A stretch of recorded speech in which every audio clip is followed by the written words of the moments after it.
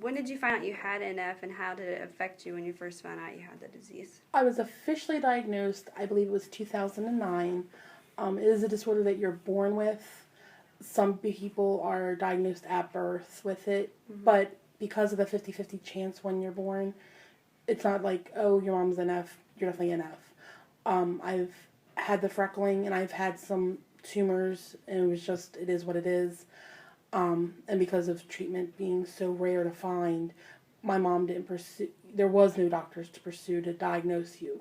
So my official diagnosis was 2009, but you're born with it. So what age were you diagnosed with it? 2009-ish, so I was 29. 29. And as far as you being diagnosed with it, was it just like the pain were you having in a certain area? It was mostly the tumor on my arm. Okay. It was getting worse. It's changing colors, so... So you saw a tumor on your arm. It's been there forever. It's been there forever? I don't remember when it wasn't. Okay. As the years passed, did your symptoms progress, and how so? Yeah, they'll always progress. Any case, any variety, like, because they range so far apart. It always gets worse. It never gets better, and it never stops. So from even just being diagnosed in 2009 to now, it's 100% worse. So I don't want to see... So, like, as far as worse goes, what has happened with you as far as since being diagnosed in 2009 to now? What on you has progressed? Tumor that's causing the partial paralysis in my arm has grown. The root has grown.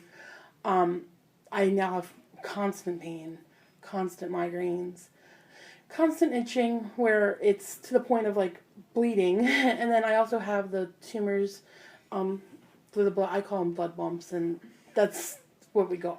Like, they show on your arm? Yeah, I have. Show the one on this arm, other arm.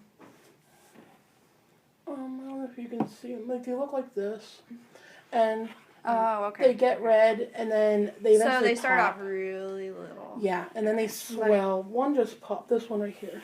It just pops. See the little scabby? Yeah. It just popped, and you bleed like you're on a blood thinner when they pop, and it doesn't stop. So it's kind of like having a zit that pops and bleeds, but this one doesn't stop. Right, it doesn't stop. Yeah, and Okay. it's exactly like that, and like they'll itch right before, so you're like itching it, and then they'll pop, and then it'll just bleed and bleed and bleed, and so in some cases they have to be cauterized. I haven't had that, but they can get that bad for some.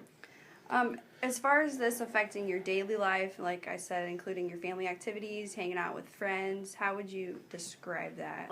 It affects me. I go day by day, sometimes hour by hour. I've canceled a lot of things because of the pain I was in, either total body pain or migraine, itching. It's just, it affects me as a mom, a wife. It affects me as a normal person of society. Everything has to be done on last minute, and I'm lucky I have friends that understand that, because, who wants a person that's always canceling last minute?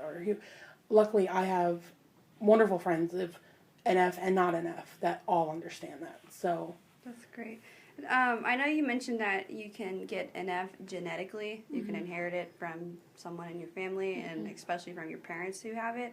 I know you mentioned your daughter was starting to get it. How, as a parent, are you helping her with this, and how are you supporting her through this? luckily, it's mild for her right now. She doesn't have the tumors on her face, or she doesn't have any tumors right now. I did growing up, so I went through a little more.